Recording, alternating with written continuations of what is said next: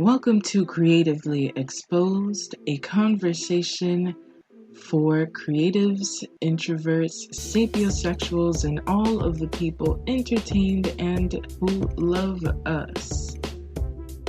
I am Liz Flo, the podcast host, poet, writer, and overall Afro-Caribbean Latina creative. I know that is a mouthful, but welcome to the show.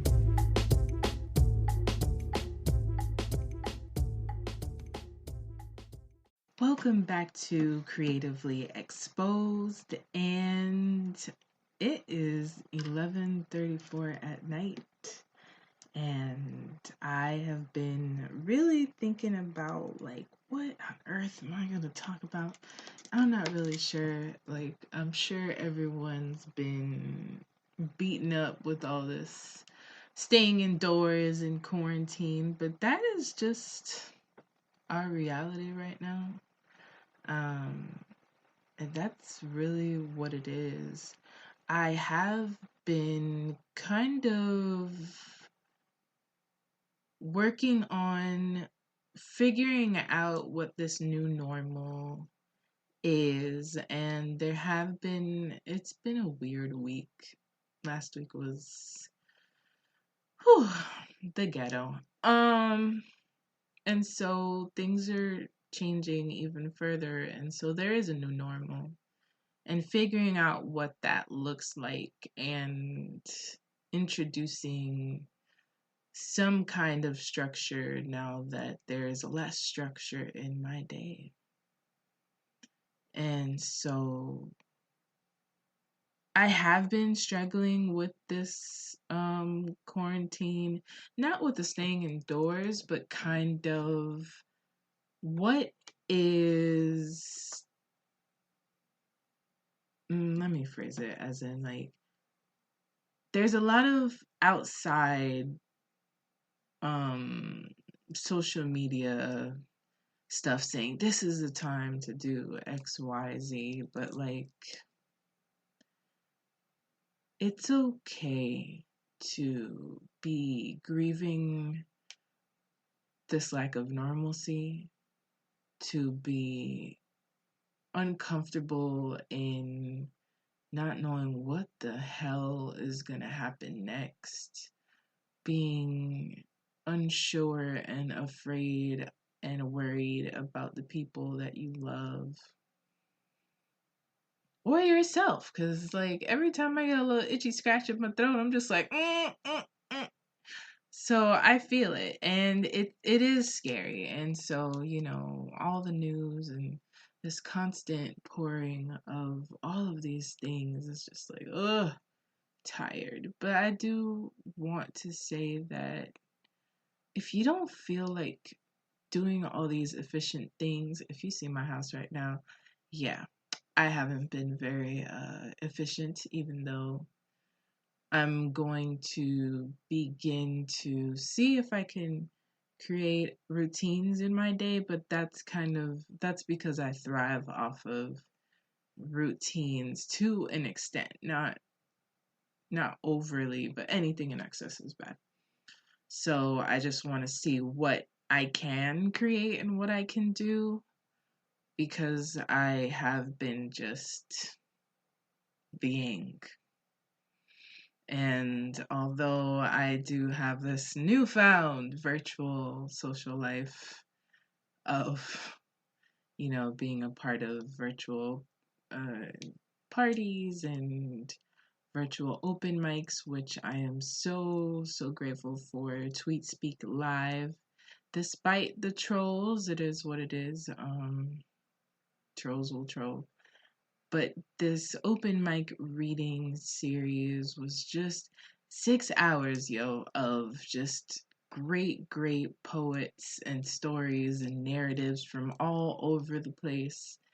And it just felt really good to connect with people that I've spoken to on just social media and seeing a name or handle with a face.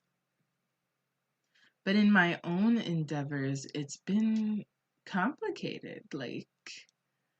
I think it's allowing ourselves to sit and feel what we feel.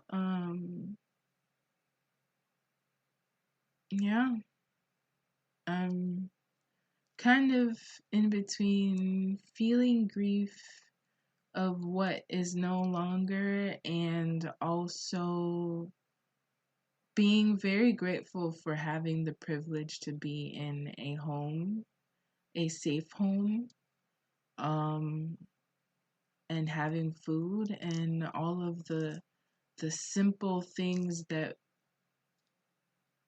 I may take for granted. I don't want to say we or you, but that it can be taken for granted.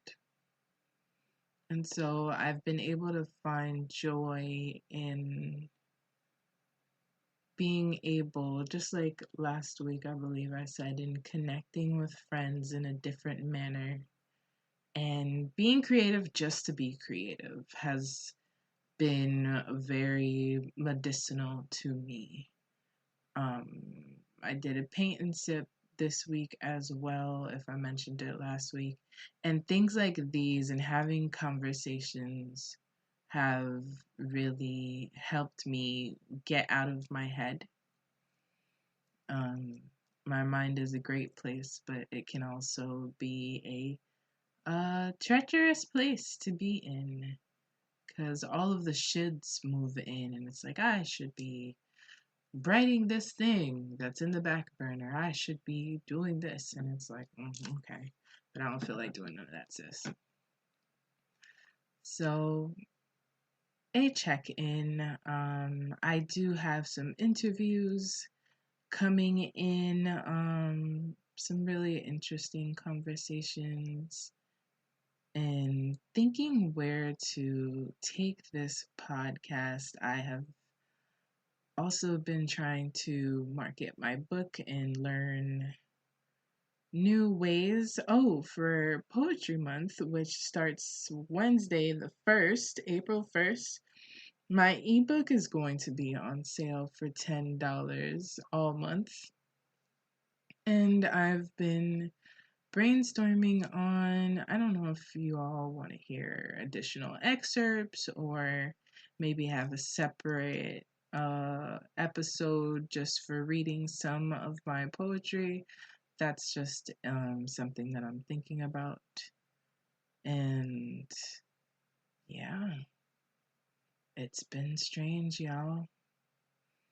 I hope that if you are not really feeling as productive or efficient, that's okay.